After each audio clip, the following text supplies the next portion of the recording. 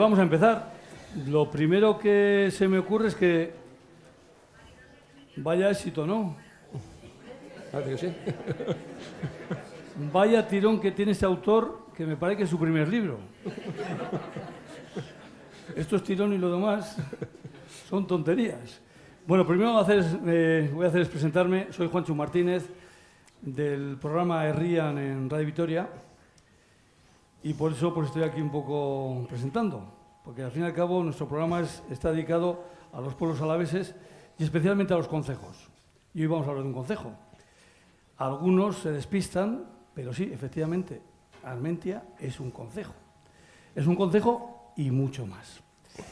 Y además, en lo poco que he podido leer del libro, porque lo que he hecho es ojearlo, Alfredo nos lo demuestra. Y sobre todo, lo que va a hacer es dejarnos un legado impresionante para los que vengan detrás. En principio, ahora parece que no se oye. Pues sí, ahora sí. Venga. Decía que Alfredo creo que nos va a dejar un legado impresionante. Este es un libro que seguramente todos los que estéis aquí, ya se lo estáis agradeciendo solo con vuestra presencia. Pero este es un libro que se lo van a agradecer los que todavía no han nacido. Dentro de 50 años, cuando alguien coja este libro, alguien que descienda de Armentia, alguien que viva en Armentia, podrá visualizar lo que Armentia ha sido de ahí hacia atrás. Él vivirá otro presente, pero gracias a Alfredo va a conocer lo que era el pasado. Y esto es muy importante. Vamos a comenzar hoy primero dando paso a la directora de Equilibrio Territorial, a Laura Pérez Borinaga, de Diputación, porque al fin y al cabo hay que agradecérselo, la Diputación es la que edita el libro. Así que, Laura, por favor.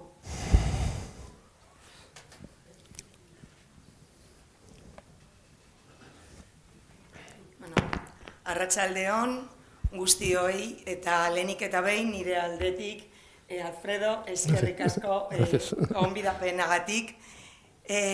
Y luego, bueno, pues además felicitarte por esta idea tan brillante de escribir este libro de apuntes sobre Armentia y agradecerte, como no, la invitación que a través de mi persona has hecho al Departamento ahora de Equilibrio Territorial y Ordenación del Territorio, aunque realmente el apoyo a este libro, a la publicación de este libro, ha venido o viene de la legislatura anterior por parte del Departamento de Reto Demográfico, entonces presidido por Pilar García de Salazar, así que eskerrik asko, Pilar, también a ella por el apoyo que, bueno, pues que desde ese departamento se brindó a esta publicación. Desde luego es algo innato a nuestra Diputación Foral de Álava el prestar su apoyo a todo el territorio y especialmente, bueno, pues a todas las entidades locales, más especialmente desde nuestro departamento, en el que todo nuestro trabajo gira en torno a las entidades locales y principalmente dentro de esas entidades locales prestar el apoyo a todas las juntas administrativas de Álava, 334, a todas, tanto aquellas que pertenecen al Ayuntamiento de Vitoria como aquellas que pertenecen al resto de ayuntamientos del territorio histórico, porque desde luego, bueno, pues el alma, el espíritu y la singularidad de nuestro territorio histórico de Araba viene principalmente por la existencia de los concejos, verdaderas entidades locales con autonomía local propia y en la mayoría de los casos, bueno, pues presididas y dirigidas y mantenidas también en su espíritu y en su día a día por personas, por vecinos y vecinas de forma totalmente altruista. Y por lo tanto, cómo no, Diputación Foral de Álava tiene que estar detrás de todo ese trabajo y de toda esa dedicación que día a día hacen los vecinos y vecinas de todas y cada una de los concejos de Araba. Así que, como no, estar también en la presentación de este libro y apoyando en la publicación de este libro apuntes sobre Armentia, que no lo dudo a la vista de todo el público presente en esta sala, que va a ser un verdadero éxito, y todo esto es gracias a ti, Alfredo. Así que de nuevo felicitarte y agradecerte este libro. Eskerrik asko. Muchas gracias, eskerrik asko.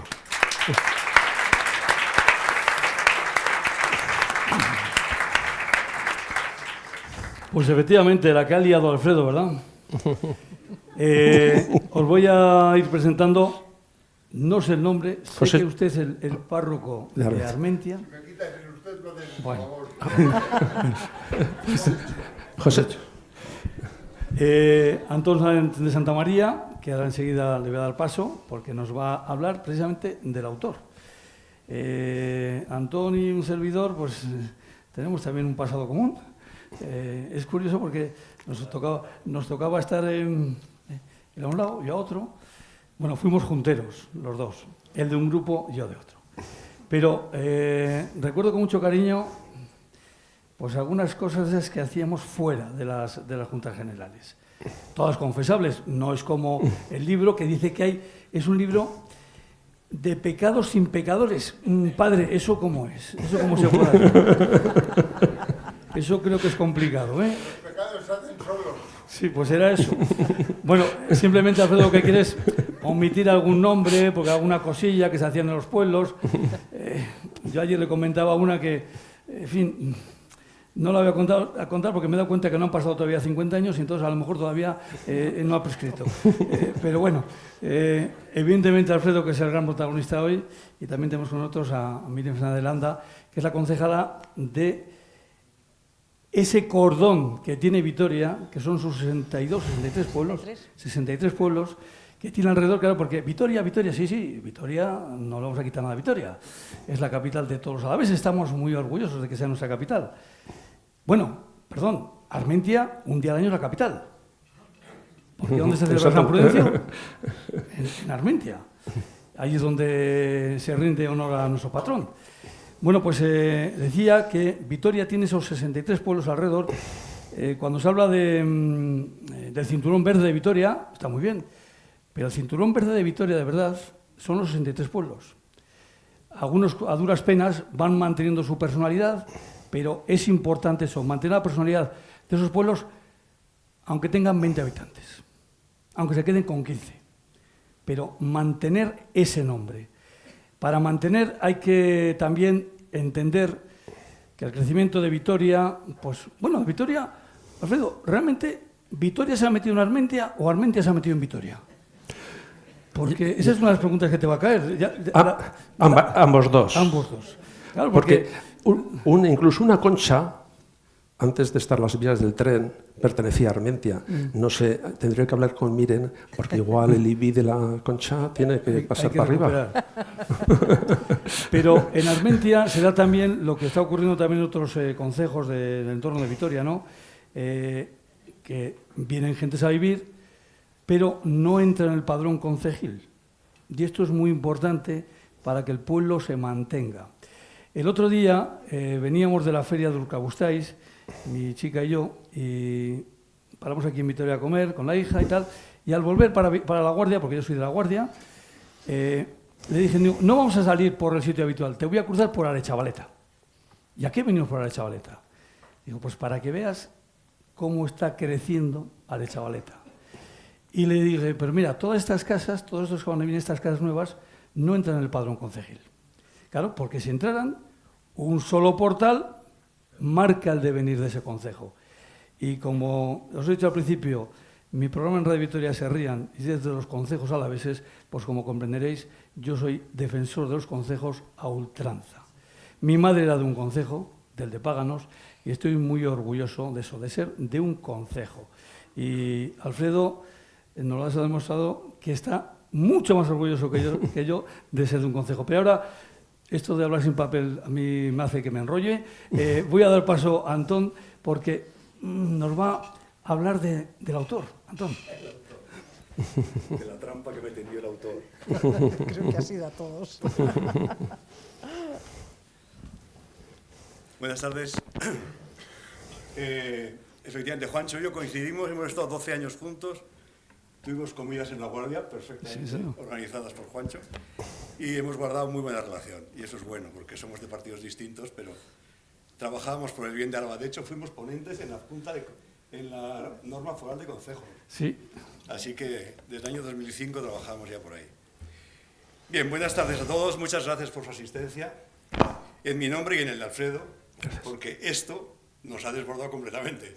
Alfredo no sé, pero a mí me ha sorprendido muchísimo. Yo tengo una intervención preparada que no me quiero alejar mucho de ella para no resultar pesado, pero que está hecha, no sé, iba a decir como en serio, ¿no? Menos alegre que el Juancho. Pero bueno, soy Antonio Sáenz de Santamaría, colaborador de Alfredo en algunas actividades vecinales y culturales dentro del concejo. A él ya le conocen. Y estamos aquí reunidos para la presentación de su primer libro. Me ha cabido a mí el honor de que Alfredo me propusiera colaborar con él en esta presentación. Me dijo que para hacer unas preguntas cuando él terminara, para que no hubiera un silencio, sino que alguien iniciara las preguntas y así ya se generalizaría. Y de repente me encuentro aquí echando la bendición Urbi et Orbi. Pero bueno, aquí estoy encantado. Arratsaldeon, eskerrik asko etortzeagatik. Hemen gaude Prudencio Alfredo López Uralde idatziako Apuntes para una historia de Armentia aurkeztera. Zuek guztiok ezagunak, Armentiako bizilaguna da. Oso liburu interesgarria dago. Bizitza osoko lana da. Espero dut guztiok nik aurkitu dudan bezain interesgarria iruditzen zaizu, como a mí mismo. Que me ha resultado un libro interesantísimo y que desde luego animo a todos a leerlo, no solamente a los de Armentia, sino a los de Vitoria y a toda gente que tenga interés en esa transformación de los concejos que sin dejar de ser concejos se convierten en barrios de las ciudades. Lo primero que llama la atención del libro de Alfredo es la humildad del título. Apuntes para una historia de Armentia. Apuntes, como si fuera una especie de notas al margen, apuntes, y sin embargo es un libro pues de largo aliento. Resultado final de una tarea iniciada con la sencilla pretensión de hacer un folletito para que estuviera en Armentia, turístico de Armentia, la Basílica de San Andrés, San Prudencio. Pero vamos, ha ido creciendo el folletito hasta tener 305 páginas. Yo he tenido la oportunidad de leérmelo porque aunque me avisaba un día y al día siguiente fui a su casa, me dejó el libro y me puse a trabajar con él, de tal manera ha sido magnífico. A mí me interesa mucho además como una historia de una localidad 100% agrícola ha ido evolucionando a una localidad residencial en la que únicamente queda un agricultor. Y una localidad que a pesar de esa brutal transformación en relativamente pocos años, desea que no se pierdan las huellas y las raíces de aquella localidad que existía ya hace más de 1000 años. Aparece citada ya allá por el año 900. Una presentación de un libro, de la misma manera que un prólogo, tiene como única misión despertar el interés y la curiosidad de las personas participantes y que les lleve a leerlos. Esa también es mi pretensión. La pretensión de libros no debe convertirse en un género literario por sí misma, sino ser una invitación humilde, amable, que pase casi desapercibida, pero que resalte algunos aspectos concretos que animen a la lectura del protagonista, que es el libro. Y yo creo que este libro reúne ya la condición de ser muy interesante, y basta ver la sala como está, yo no sé si la he visto nunca llena, y está en media docena de presentaciones. Es conocido por todos, su temática es muy local, presencia genealogías de más de 23 familias, fotografías de las casas, hay muchas cosas que hacen el libro que sea muy interesante. Para mí hay media docena de cosas que lo hacen particularmente interesante y además original. En primer lugar, ¿cómo se ha realizado? Porque Alfredo no tiene formación de antropólogo, no. Etnógrafo, No, tampoco. historiador. Tampoco. Y sin embargo, ha realizado un libro de etnografía, de historia, de investigación cultural. A mí cuando he ido leyendo me ha asombrado, y él lo sabe porque le fui contando todos mis descubrimientos, me ha asombrado y me ha encantado. Ha rebuscado primero entre los recuerdos de los habitantes de Armentia para identificar y encontrar las costumbres, las vidas, los nombres de lugares, las toponimias, las actividades de todas aquellas personas que le han precedido. Y lo hace con la más depurada técnica etnográfica, que es la entrevista. Y además la entrevista individual, cara a cara. a Así pecho es. descubierto. Ha elaborado guiones de preguntas, ha elaborado cuestionarios, ha llevado a cabo las entrevistas con interés, curiosidad y respeto, que son las tres condiciones de un buen cuestionario etnográfico. Ha entrevistado a más de 50 personas de una población de alrededor de 200, vecinos de Armentia, y en los apéndices de agradecimiento aparecen todos ellos citados individualmente. Por lo tanto, todos los que habéis trabajado con Alfredo, sabed que además de que os diera la barriga, porque dice que a lo mejor os molestó un poquito al ser tan insistente, pues aparecéis citados en el libro con mucho reconocimiento y con mucha alegría. Cuenta que mientras iba elaborando su libro, lo iba haciendo con mucha tranquilidad, lo iba haciendo despacio, Sí. nunca lo daba por terminado. Pero de repente cayó en la cuenta de que la desaparición de las personas mayores y algún familiar suyo en aquel momento, pues quedó tocado, las depositarias de la memoria colectiva lleva al olvido de esas características, de esa alma del pueblo, y entonces él aceleró el trabajo y pudo por fin terminarlo recogiendo o queriendo recoger esa memoria colectiva, sumando las memorias individuales. Cuando terminó, según me ha contado él, y además me lo creo, porque después de un trabajo de toda la vida, pues yo qué sé, no sabes si lo has acabado, si no lo has acabado, y ahí se queda guardado en un cajón, porque él ya tenía lo que quería, que era aprisionar la memoria colectiva. Él ya lo había conseguido y sabía que eso ya quedaba ahí. Y entonces me contó que se encontró con un viejo profesor suyo que le dijo: vale, Alfredo, ya has recogido todo, ya has molestado a toda esta gente, a todos tus vecinos, y ahora vas a dejarlo abandonado en un cajón. Y que esa pregunta, dándole vuelta, dijo, pues es verdad. O sea, con el trabajo que he metido, con la cantidad de gente que ha participado, y ahora lo voy a conseguirlo. Entonces se puso en marcha hasta conseguir su publicación, gracias a la intervención de la teniente diputada general en aquel momento. Y entonces, que quiso abrirlo a los ojos de todas las personas próximas, lejanas, a todo el mundo que está interesado por los concejos y la evolución de los concejos. Entonces descubrió que en realidad ese había sido siempre su objetivo. Exactamente. Hacer público todo lo que de memorable había sucedido en la historia de Armentia y en las vidas de sus gentes.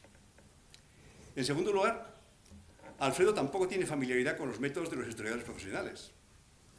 Ninguno. Pero ahí se dio la manta a la cabeza, se dio el petate y recorrió todos los archivos que podían tener documentación de interés para conocer la vida de Armentia y sus habitantes. El diocesano de Vitoria-Gasteiz, el histórico de Álava, el de protocolos notariales, el municipal Pilar Aróstegui, los fondos históricos, administrativos de entidades locales menores, etcétera, etcétera. Archivos que están muy poco trabajados. Y la gran sorpresa cuando alguien se mete en ese ámbito es que hay multitud de información, pero que están ahí, dentro del cajón. Una explosión de conocimientos. Eso. En ellos hizo hallazgos asombrosos, como toda la documentación relativa a la iglesia de San Julián de Santa Basilisa, prácticamente olvidados y desaparecidos de la memoria vitoriana y armetiense. También pudo seguir los avatares de las guerras carlistas, de la guerra contra los franceses en los campos de Armentia. Aprendió a leer letras antiguas y todo un mundo nuevo ya desaparecido se le fue abriendo paso a paso y él quiso hacernos partícipes de su descubrimiento. En tercer lugar, hay para mí dentro del libro una historia fascinante en la que queda registrada, como os he dicho antes, la transición de una localidad pequeña, 100% agrícola y ganadera, excepto el lechero, el cartero, el caminero, el albañil, el carpintero y algunos oficios más, pero realmente la inmensa mayoría agrícola y ganadera. Estos otros oficios distintos al agrícola y ganadero, como estaba relativamente cerca de Vitoria, pues también trabajaban en Vitoria, porque Vitoria estaba cerca, objetivamente cerca, pero estaba lejísimos. Eran dos mundos aislados completamente. Cuenta la anécdota en el libro de una persona que un día salió en alguna excursión o algo, en algún trabajo comunal, y pasó hacia Treviño y de repente descubrió que era mucho más grande de lo que pensaba él, esto de Armentia, que llegaba hasta Burgos casi. Y entonces, esa sensación, esa manifestación de esa sensación de infinitud cuando alguien ha estado encerrado y no ha tenido interés en lo que había fuera, pues es un detalle muy interesante de cómo la vida de los concejos tenía mucha vida interior, pero muy poca trascendencia. Y 3 kilómetros era una auténtica barrera. Esa transición de localidad agrícola a localidad residencial se ha hecho con una participación de muchos vecinos que quieren seguir conservando esa idiosincrasia, instituciones propias, cultura, costumbres, fiestas religiosas, seglares, etc. Bueno, yo, como creo que os estaré cansando ya, voy a ir tirando para adelante porque queda gente por hablar. Esa integración de los nuevos habitantes en las actividades sociales se va consiguiendo poco a poco. La primera que se integra en Armentia, la primera entidad urbanística que se integra, es el barrio de San Prudencio, las carreras hacia el oeste, entre la carretera antigua nacional, creo que hay el SN102, y la elección de un habitante de ellas como presidente de la Junta Administrativa por primera vez en 1983. Esa integración se iba avanzando. En el libro, además, se recogen 99 topónimos, que son casi 100, pero son 99. Pero no. Labor de rescate de la memoria de las personas unida a los nuevos mapas y planos de urbanizaciones, labor del ayuntamiento. Estos últimos, y los conozco por experiencia, suelen tender a la uniformización de todos los topónimos existentes en unos pocos, pero se han encontrado con una firme defensa de la toponimia tradicional, que además se ha hecho presente en la denominación de los viales, viales realmente, internos, lo que garantiza una prolongación de su supervivencia. Cuando una localidad deja de ser funcional y sus eras, fuentes y senderos dejan de prestar servicios, suelen desaparecer sus denominaciones. De ahí que la labor de recuperación toponímica hecha por Alfredo y sus informantes suponga un esfuerzo titánico, afortunadamente concluido con éxito. Capítulo aparte supone las ordenanzas del lugar de Armentia. Ordenanzas que hay en muchos pueblos de la provincia. Pero las ordenanzas que pretenden regular todos los aspectos de la vida de los habitantes, todos los aspectos, y sancionar los que no sean conforme al derecho común y hacerles pagar multas y caloñas, como llaman los documentos, pues ponen al descubierto una parte baja, una intrahistoria, digamos, de luchas de poder, clases sociales, grupos de actividad enfrentados unos con otros, los temores de una ciudadanía pegada a la tierra y que prácticamente nunca salía de ella y tenía sus conflictos internos. Las últimas de Armentia, aprobadas en 1844, y que son las últimas efectivamente, constan de 100 capítulos y recogen todo lo que causaba algún tipo de conflicto entre los vecinos. Su lectura es sumamente interesante, pongo fascinante en los apuntes, pero sumamente interesante por lo menos. Alfredo las ha transcrito y publicado en el libro. Se regulan y se sancionan el incumplimiento, la entrada de ganados en la dehesa comunal, la limpieza de acequias, ríos, caminos, cómo pagar lo que se debe en la taberna comunal, los toques de campana, amenazas con armas a otros vecinos, los robos de leña, hortalizas y fruta, sea bien a mano o sea a garrotazos. Es que me lo imagino perfectamente, porque yo también soy de un pueblo ahí del sur de Álava, y es que cuando íbamos a las huertas a coger ciruelas, siempre íbamos o bien con la mano, o si no podíamos, con la piedra, y si no, con el garrotazo. Derribo de árboles en tierras comunales, reparto de aprovechamientos, apacentamiento de ganado, ovino, caprino, vacuno, etcétera, etcétera. Es decir, todas esas características que son imprescindibles para poder entender cómo era esta agrupación vecinal pues en los últimos 150 o 200 años, por lo menos. Y en todo ello se describen, se sancionan, se hacen evidentes las costumbres, los trabajos, las malicias que se emplean unos con otros. Yo creo que es muy interesante. Y en mi opinión, el estudio de las ordenanzas y la puesta a luz de todas estas estructuras sociales que subyacen en su redacción puede ser un buen trabajo de investigación para alguna persona de este concejo. Y aprovechando que hoy están aquí todas, pues esa labor de identificar a través de las ordenanzas qué hay debajo, cómo estaba estructurado todo, porque son textos legales, pero aparece toda una vida por debajo de ello. También constituyen la esencia de la etnografía, y no pueden faltar en ninguna obra para que pueda ser considerada como tal, los juegos infantiles, las tradiciones religiosas y festivas, que en este libro constituyen el capítulo 8 entero. En este mismo capítulo se incluyen denominaciones locales de los pajarillos, detalle que le agradezco especialmente a Alfredo, porque mi colaboración con la Junta a menudo gira alrededor de los pajarillos. Sí. Los mosquiteros llaman chubíos y a los chochines charratas. Exactamente. Que son verdaderamente palabras originales y que no sé en otros pueblos de Álava, que a lo mejor sí en el sur, pero luego fuera de aquí no existen estos nombres. Esto y muchas otras cosas más convierten a este libro en un auténtico tesoro para los habitantes de Armentia. Desde aquí os animo a todos a haceros con un ejemplar en el que, además de textos, os vais a encontrar con más de 200 fotografías, en donde probablemente aparecéis todos. Fiestas, reuniones, procesiones, cofradías, centenares de vecinos aparecen en ellos. De los últimos 50 años, incluso algunos antes más. Unos más familiares, otros más desconocidos, pero todos echando una mano para el buen ambiente y funcionamiento de este extraordinario concejo. Así es. Muchas gracias, Alfredo, por hacerme partícipe de esto y muchísimas gracias a todos ustedes por haberse acercado aquí a escuchar esta presentación. Muchas gracias, Antón.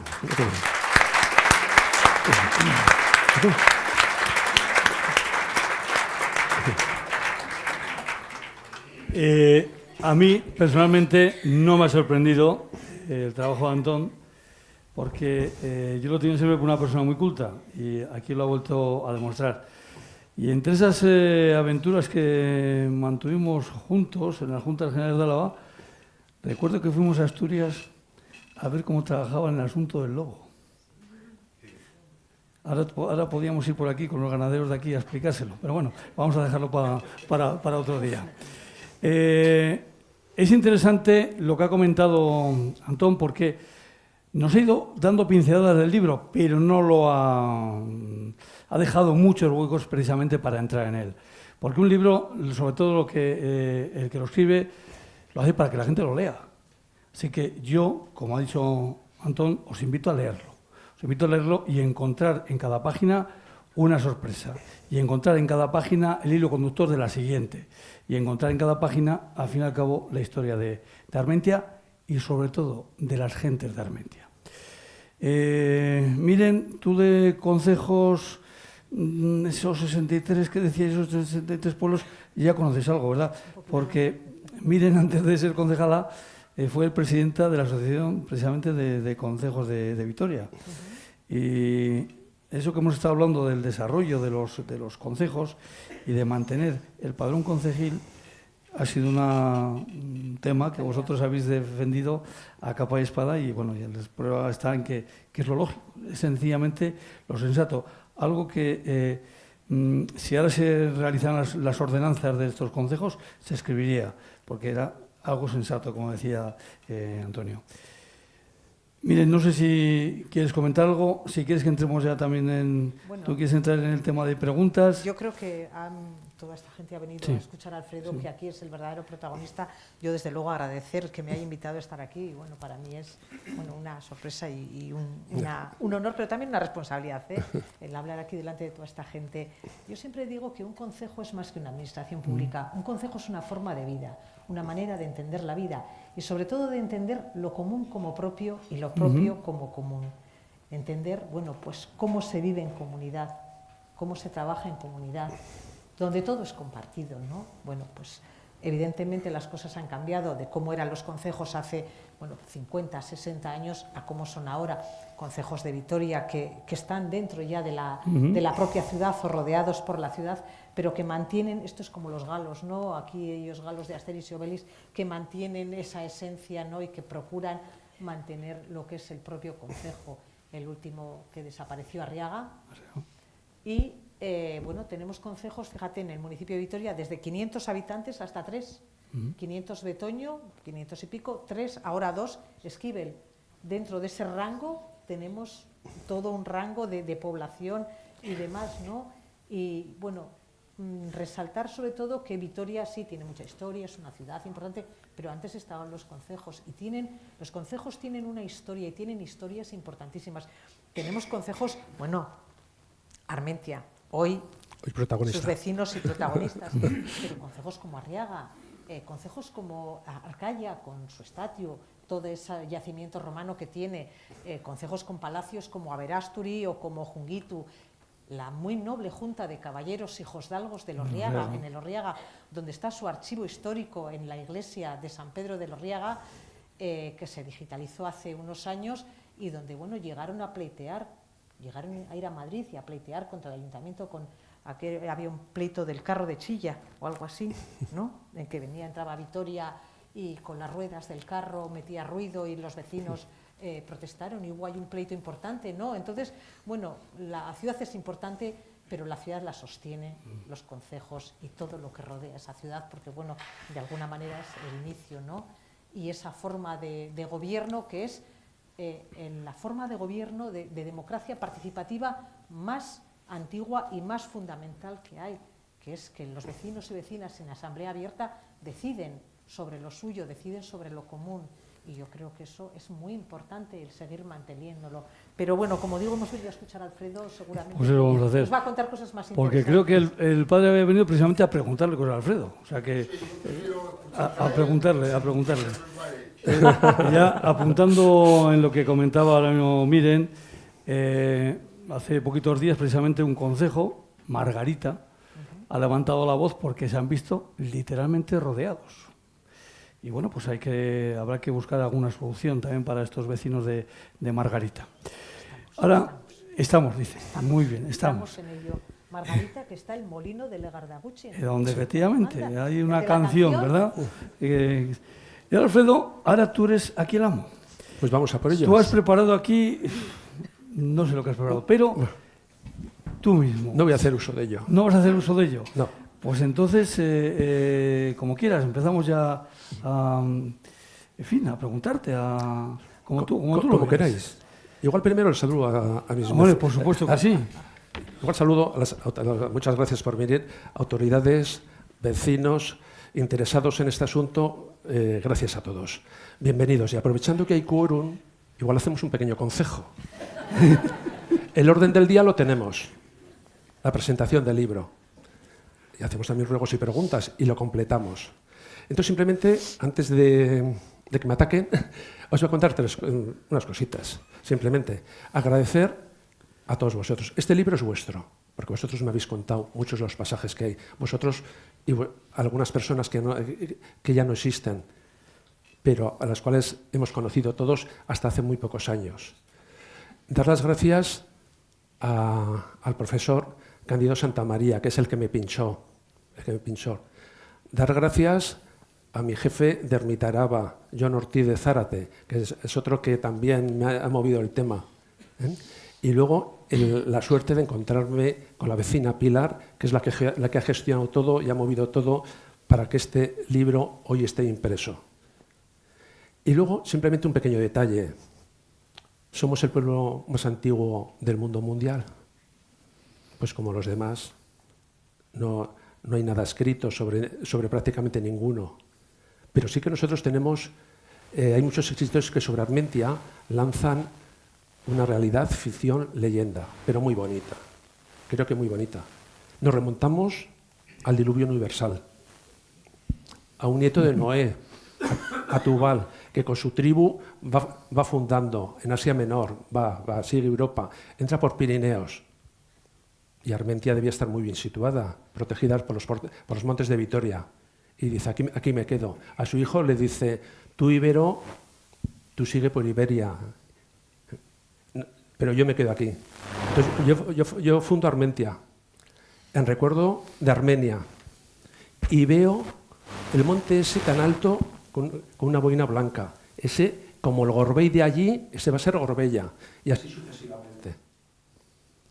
¿Es una leyenda? Posiblemente. Pero nadie nos puede llevar tampoco la contraria, porque no hay nadie para decir que no es verdad. Fue tierra de paso. Estamos en un sitio muy bien situados. Tierra de caristios. Itinerantes romanos, documentado, no en papel, sí en piedra. La fuente de Maniturri. La fuente que todos conocemos de la charca de la fuente de abajo, que creo que estamos en condiciones de llamarla Iturguchi. Por toda la documentación se ha encontrado de la zona que se puede llamar Iturguchi, que es igual que la otra, pero nadie la ha documentado. Tenemos la vía Astorga-Burdeos y tenemos el yacimiento de Armentum, que la historiadora Paquita Saez de Urturi, experta en temas romanos, lo descubrió, lo estudió y luego en consenso con el ayuntamiento la han cerrado, pero han hecho un efecto espejo. La han recreado arriba en un parque. Con lo cual, creo que llevamos años. Somos antiguos, más o menos, tampoco importa. Pero Armentia sigue evolucionando. En el siglo VII o VIII, depende de cómo se pongan las autoridades, los autores, en Armentia nace un chaval, Prudencio, que va a ser importantísimo en la vida. Seguimos caminando y ya empieza a haber documentación en el siglo IX. ¿Por qué? Porque tenemos un obispado. Es decir, Tarik, en el siglo VII, ya pasa a Gibraltar, invade y va subiendo, se van asustando y ya empiezan a crearse obispaos. Zamora, Soria, Valpuesta y Armentia. Armentia en documentos aparece documentado más tarde. ¿Por qué? Porque hay 3 obispos, que esos 3 obispos todavía no firman como obispos de Armentia, de Calahorra, pero ya no podían estar en Calahorra, o ya no debían estar. Por tanto, tenemos 6 totalmente que firman Armentia. No. El culto a San Prudencio también ya está en Montelaturce. Por tanto, ahí ya empezamos a tener documentación. ¿Y puedo seguir? Tú eres el jefe. Bueno, entonces vamos para avanzar siglo saltando y luego el obispado se va a Calahorra, retroceden, pero sigue teniendo Armentia cierto peso. No en balde, en la fundación de Vitoria en 1181, Sancho el Sabio,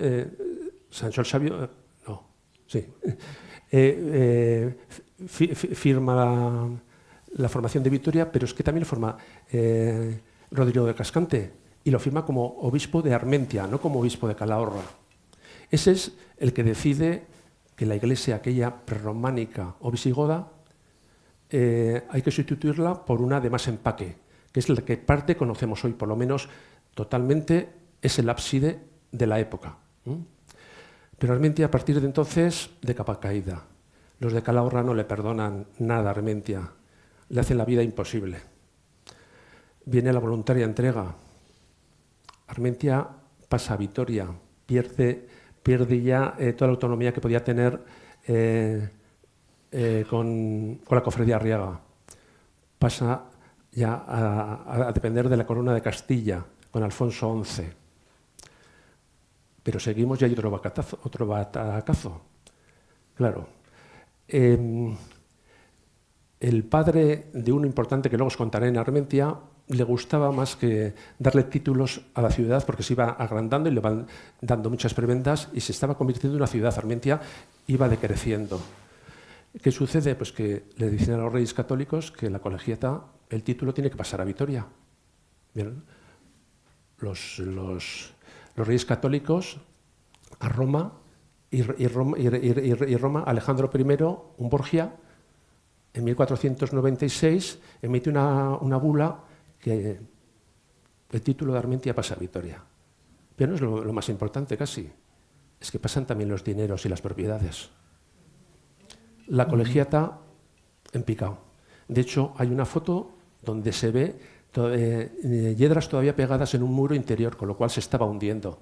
El concejo denunció a la colegial de Santa María porque no la arreglaba. Lo ganó. Y además se unió el apoyo de las juntas generales que decretaron a San Prudencio como patrón de Álava. Entonces dijeron las juntas generales, entonces tenemos que construirle una iglesia. Pero parece que a la colegiata de Santa María era más gravoso el hacer una iglesia nueva que el arreglar la vieja. Por tanto, la arregló. Bernardo Ibáñez de Chavarri, un escritor, según dicen, un poco mentirosillo, pero bueno, manifestó que la portada era primorosa, la fachada. Esa fachada hoy no la conocemos. Todos sus elementos están en el interior, todos menos algunos. ¿Ven? Puede ser que alguno esté incluso en la Sarte, que coincidió también con una restauración en la iglesia allí. Y hay una ventana románica de la misma traza que los escultores de Armentia. Pero bueno, no se la... Lucía, ¿estás por ahí? No se la vamos a pedir, ¿eh? No. Hubo otras piezas que fueron a un palacio en Zurbano. Estuvieron durante muchos años allí y al final aterrizaron en el Palacio de Bellas Artes, en el Museo de Bellas Artes en Vitoria. Pero desconozco la causa. Hoy está en Madrid, he ido a visitarlo para fotografiarlo y está en Madrid. Ese es un poco el final de Armentia y el pueblito. Los vecinos prácticamente eran semiesclavos, es decir, estaban danzando todo el día con tierras de alquiler, tenían muy poquitas propiedades, pero se preocupaban por el pueblo, por mantener el pueblo. Ahí tenemos otro hecho, que cuando tenemos un personaje muy importante, Juan Alonso de Gámiz, primo de Martín Salinas, el que tiene una plaza, Juan no tiene nada, esperemos que tenga dentro de poco tiempo un palacio de cultura en Armentia. Eso sí, si las instituciones colaboran, porque con 2 millones de euros, cuando recibimos 12.000 del FOFEL, no podemos hacer mucho más. Pero queremos recuperar el palacio del siglo XVI. Estamos en ello. Y posiblemente, aunque iniciamos los trámites en el 2014, posiblemente en un año será nuestro. O esperemos que sea nuestro.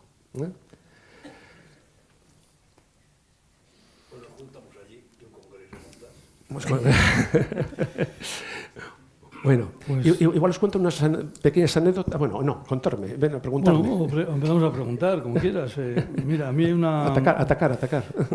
Como metido en este asunto del periodismo y pues de ver cómo se construyen los libros. Los libros, oí una vez que los libros no se terminan, los libros se abandonan. Exactamente. Porque si no, pues es eterno. Supongo que ha tenido que ser lo más complicado de escribir este libro es dejarlo en el tamaño que lo has dejado y sobre todo supongo que lo de dejar, hablabas de 200 fotos, pues dejar solo las 200 fotos, eso habrá tenido que ser un verdadero dolor. Lo es, y todos mis vecinos lo saben. Colecciono fotos, por decir de alguna forma. Creo que tenemos en un ordenador para que cada cual como unas 2.000 fotos o más. Ha sido difícil, pero la idea era que prácticamente todas las casas quedasen reflejados, o los habitantes de todas las casas quedasen reflejados, tanto de hace muchos años como los actuales. Y en cuanto al libro, pues sí, ha sido material, encontraba mucho y es que no lo acababa nunca. Por eso he dicho que una vez me dijeron ya, corta, porque se va a hacer un tocho que va a ser poco práctico. Lo mismo, un día tenía 25 capítulos, que luego lo reducía a 7 y que el párrafo de aquí estaba arriba y hasta que Carmele aquí de Cultura me dijo, entrégamelo, ya no lo marees más. Y así fue un poco la secuencia de su nacimiento, o de su final. Y también, bueno, pues hay, cuando antes comentábamos lo de el monasterio de San Prudencio, en Monte la Turde, ahí en Clavijo, cerquita de Logroño, pues como esas reliquias de San Prudencio también en la Redonda. Exactamente. Yo creo que estarían aquí mucho mejor, ¿verdad? Pero bueno, es cuestión de negociarlo. Fíjate que fueron casi las secuestran, ¿no? Estuvieron a punto de secuestrarlas. Sí, sí. Pero hay de aquel Monte la Turde, de aquel monasterio, sí que hay una cuestión que vino para Álava, que es el retablo. El retablo está en Barriobusto. Barriobusto. Y gracias al traslado que se hizo en ese momento a Barriobusto, existe. Sabemos, bueno, porque además es el retablo de San Prudencio, sabemos a qué precio se pagaba el vino entonces. Porque a los que hicieron el traslado se les pagó la mitad en dinero y la mitad en vino. Así hacía las cosas la Iglesia en ese momento. Y entonces, por ese traslado, sabemos a qué precio se pagaba el vino entonces en Rioja Alavesa. Fíjate si es importante todos estos pequeños detalles. Esos pequeños detalles, sí. Y... Pues espera, ya sí. Tengo una pequeña anécdota, hoy la voy a compartir, no la sabe más que mi camisa. Fui a Montelaturce a sacar unas fotos, como las cabras, subí, bajé, pero llevaba algo en mente. Iba con mi sobrino Carlos y llevé una mochila y me dijo, tío, ¿para qué llevas una mochila?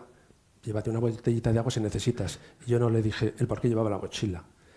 Y en la zona de la ermita, bueno, en mi casa estábamos reconstruyendo el brocal del pozo en ese momento. Entonces, una piedra pesaba, otra piedra pesaba. Esta no pesa. Me la eché a la mochila, no dije nada, mi sobrino no vio nada, pero en medio camino mi sobrino sí me vio. Me caían unas gotas que no podía. La piedra tiraba para donde lo había cogido, no quería marcharse de allí. Al final está en el brocal del pozo, como recuerdo de que tengo una piedra de Montelaturce, igual que tengo una piedra de la iglesia y otra de la iglesia de San Andrés del pueblo de mi madre, de Saraso. Las 3 piedras están allí. Que por supuesto para sacar la fotografía tuviste que pasar al otro lado del barranco, donde el río Leza, sí, para poder sacar la foto, porque si no, no la sacas. Sí. Ya digo, como las cabras subiendo y bajando. Antonio, seguramente que tienes preguntas. Yo...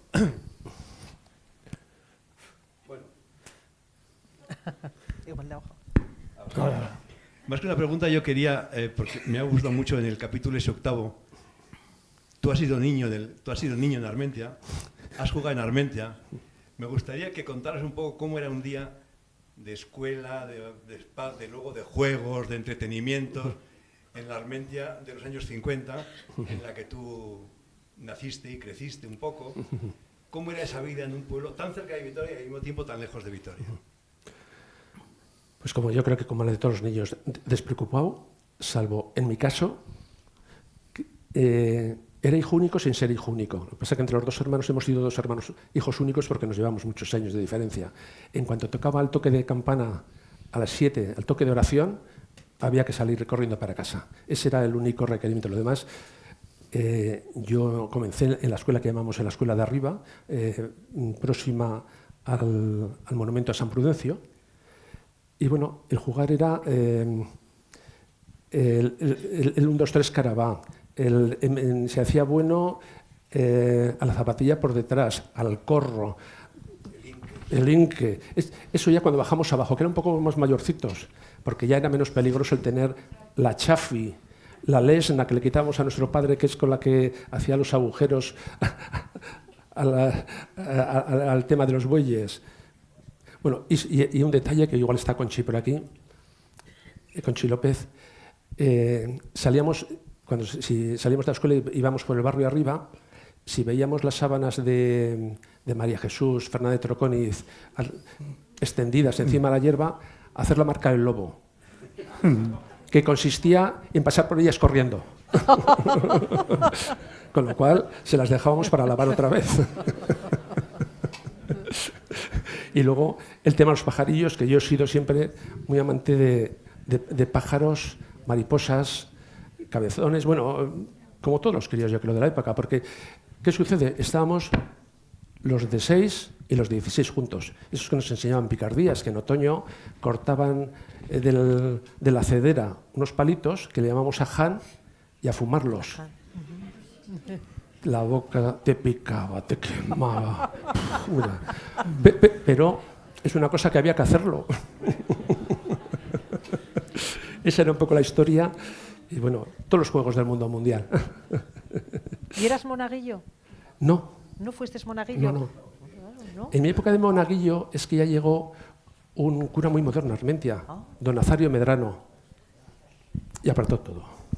No tenía monaguillos. Quitó las hijas de María, las cofradías, las vírgenes, los santos. Eso de estar en el banco de adelante y las hijas de María detrás y cuando le dabas a la lengua, ¡pum! Eso, te pegaban por detrás, eso no te... Sí, sí. Entonces no llegué a ser monaguillo.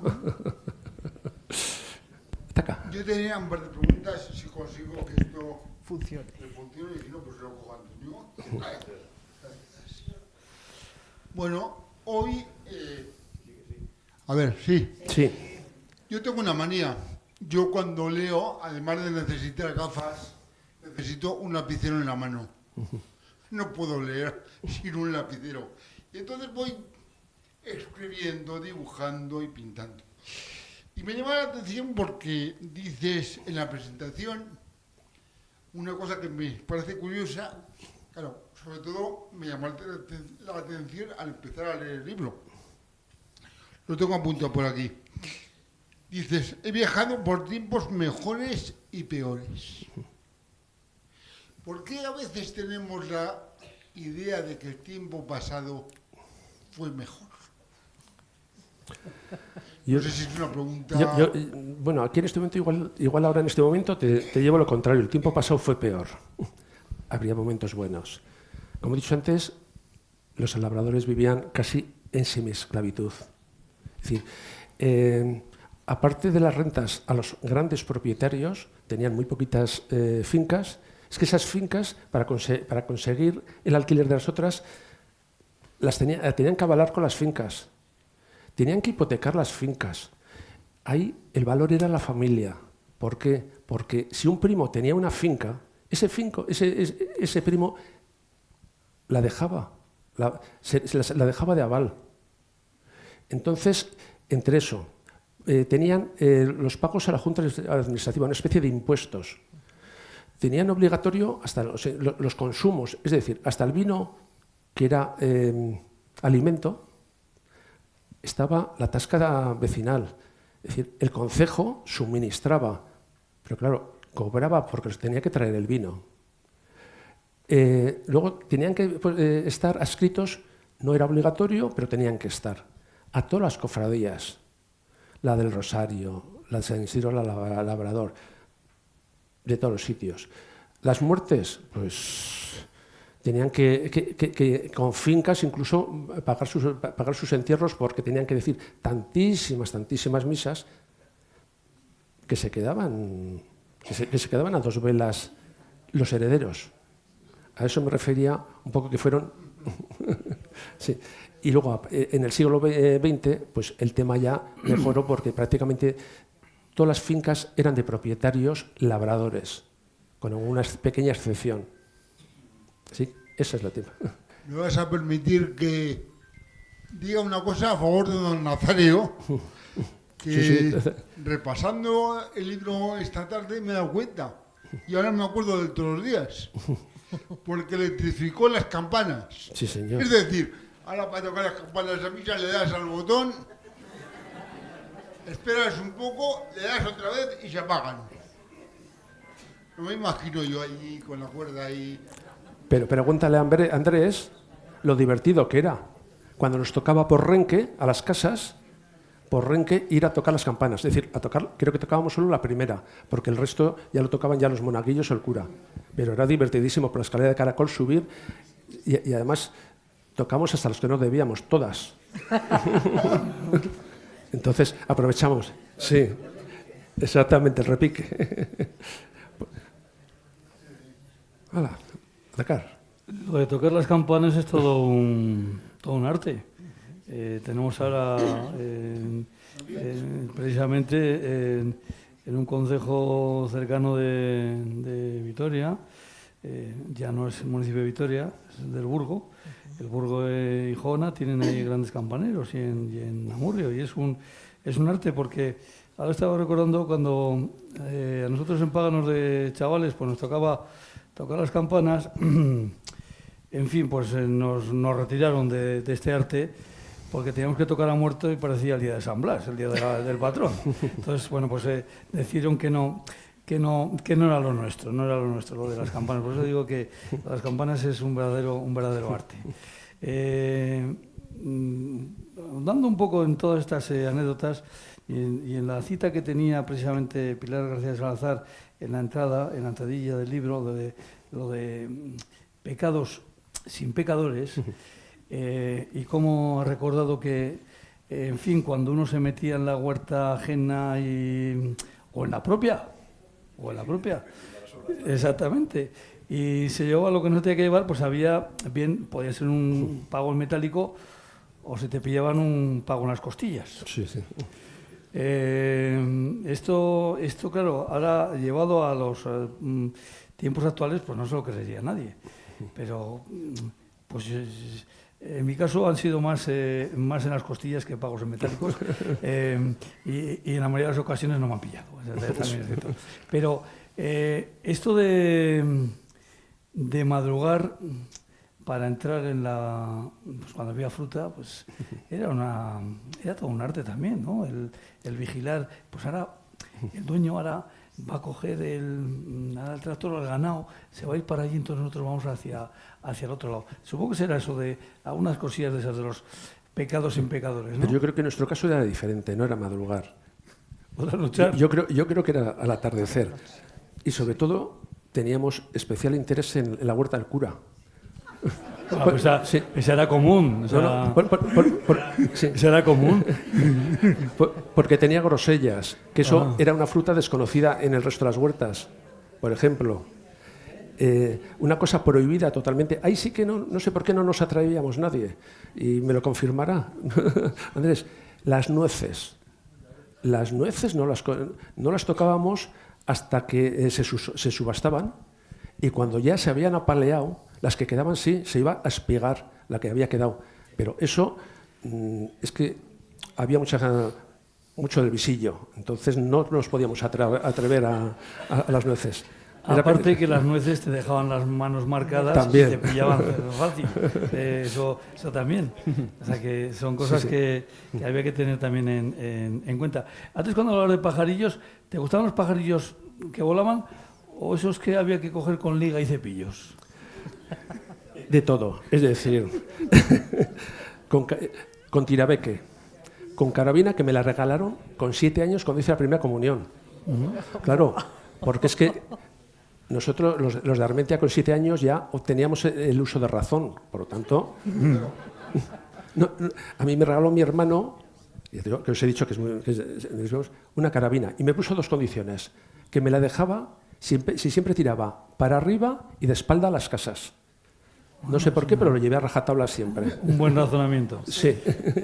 Tomás, las carabinas que no en vano popularmente se llamaban chimberas. Chimberas, sí. Porque eran para lo que eran. Para Exactamente. matar chimbos. Sí, sí. Esos que vienen, os daréis cuenta, bueno, los de los pueblos, sobre fiestas de Vitoria, si hay una tormenta, aparece al día siguiente el chimbo. Es un pajarito que tiene... bueno, esto no lo voy a decir a Antón. Antón sabe más que yo. Tiene una rayita en el ala y cada vez que pía o canta, mueve el ala. Entonces, enseguida sabes que es él. Ahí nos pegamos unas palizas, donde teníais la finca tirando para Azuazo, aquello arcilloso, a coger las hormigas de ala. Las aludas. Si nos manda nuestro padre, no lo hacemos, aquellos boquetes que hacíamos para coger las hormigas. Sí, sí, para luego ponerlas en el cepo, y cuando la hormiga se movía, el pájaro iba y, claro, y se quedaba. Pues es importante que todos estos pequeños detalles queden ahí reflejados para que los que vengan después pues lo sepan, porque evidentemente pueden parecer cosas menores. Cuando se hablan de historias, pues parece que siempre vamos a don fulano, aquel rey, aquella batalla, y eso está muy bien, ¿vale? Pero es que estas historias de las gentes de cada pueblo son las que verdaderamente luego calan y luego sirven para dar continuidad a ese pueblo. Eso es una transmisión. Así es. Así que, como te decía antes, te lo van a agradecer este libro los que todavía no han nacido. Bueno. Así que, fíjate si es importante. Sí. Ay, ay, ay. Bueno, quería destacar un personaje de Armentia, muy poco conocido. Bueno, igual queremos marcharnos. No sé cómo estamos Sí. de tiempo. Un personaje de Armentia. Bueno, en Armentia 2 personajes importantes. Juan Alonso de Gámez, que hemos dicho que es el de ese palacio que cuando pasa el trencito en verano dicen a la izquierda la Basílica de San Prudencio y a la derecha, entre los matos, una ruina de un palacio. Pero eso lo contaremos cuando consigamos, porque si lo desvelamos todo hoy, el día que lo inauguremos no vamos a parar. Pero hay otro personaje muy importante, a primeros de siglo aparece, que es Luis Dorao. Luis Dorao lo conocemos pues porque por el Pilar una escuela está nombrada así, pero nada más. Luis Dorao fue maestro de Armentia. Era el fiel de fechos de Armentia durante muchos años, creo que incluso hasta 15. Incluso hizo donaciones a la iglesia. Este hombre, cuando se fue de Armentia, fundó un periódico, era periodista. ¿Y qué sucedió? Bueno, le hicieron diputado general en la época de la República, convulsa el tema. Pero lo primero que en cuanto le nombraron, quiso subir a Armentia y a visitar a sus alumnos. Sus alumnos, entre tema, le dijeron que estaban muy mal comunicados con la zona del Mineral, que tenían que ir por Caminondo, hoy la calle Cajigal, una sendita, además los carros por abajo, la senda por arriba, de malas formas, o a través de una senda por el Mineral hasta el Prado de la Magdalena, hasta el Prado. Y le pareció una idea fenomenal. Y en 1935, manos a la obra y el paseo de San Prudencio, interrumpido durante un periodo porque llegó la guerra. Llegó la guerra y solicitaron los camiones del constructor y las piedras que tenía el constructor para el tema del aeropuerto que luego se llamó General Loma. Tenían prisa para acabarlo por las circunstancias. Claro. Pero además tuvo otra idea. Aquí teníamos que honrar al patrón y teníamos que poner una escultura de San Prudencio que bendiga o que salude a los que vienen al pueblo. En 1937 se puso la primera piedra.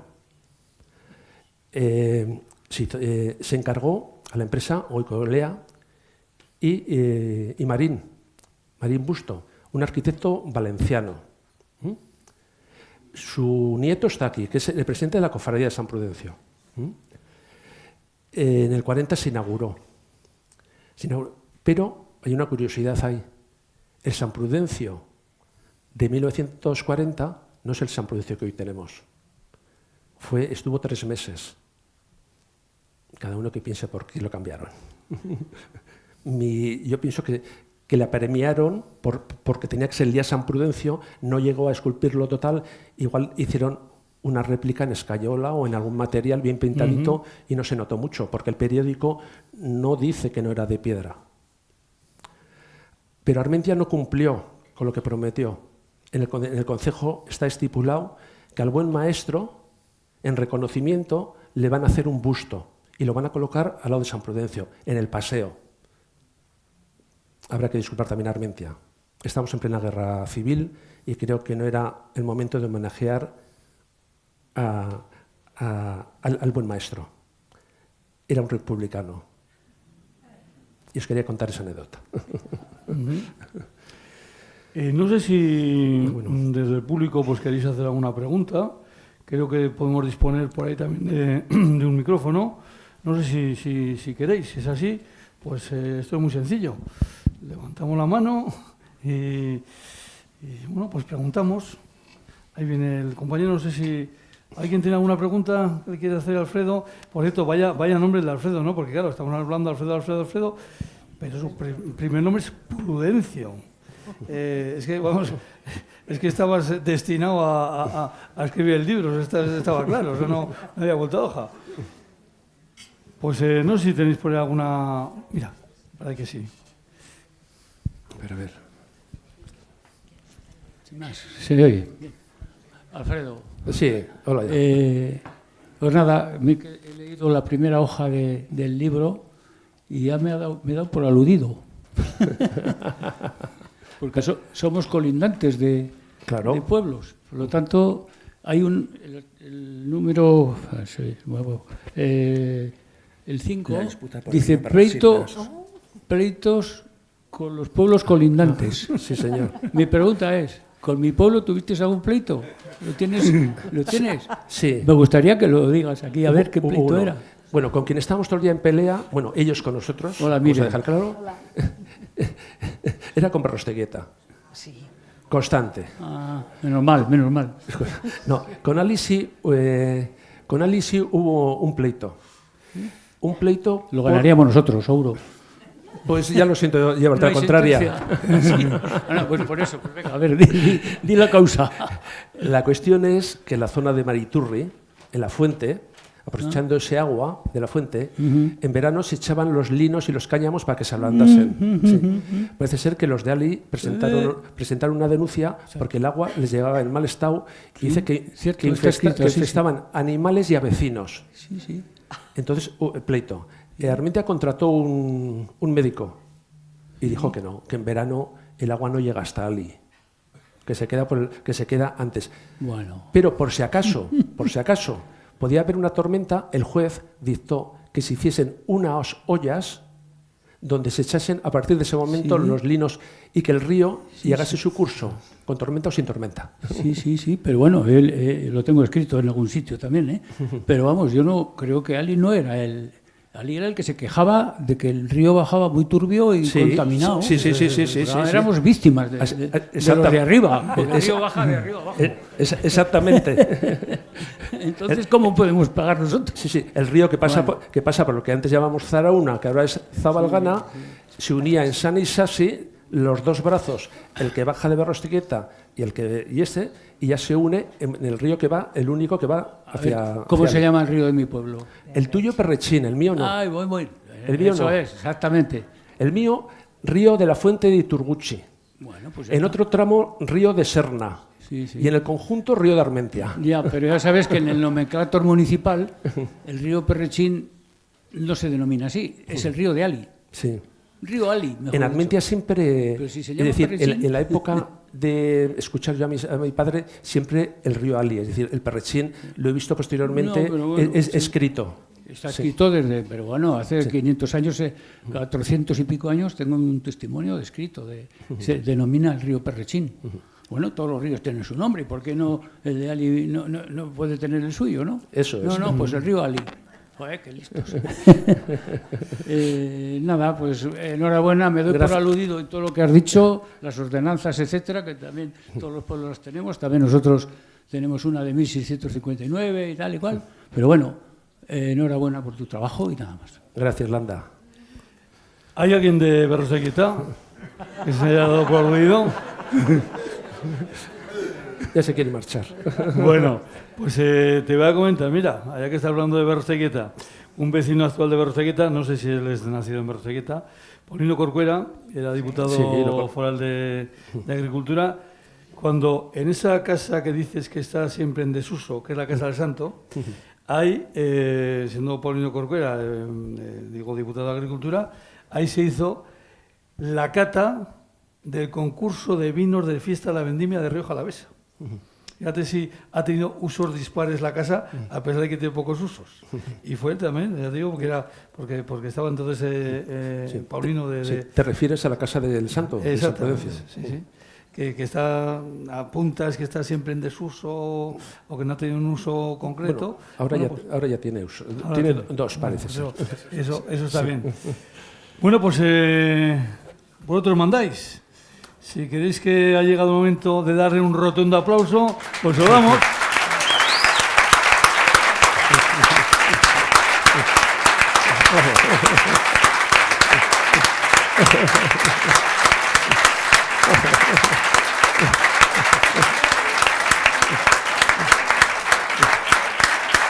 Bueno.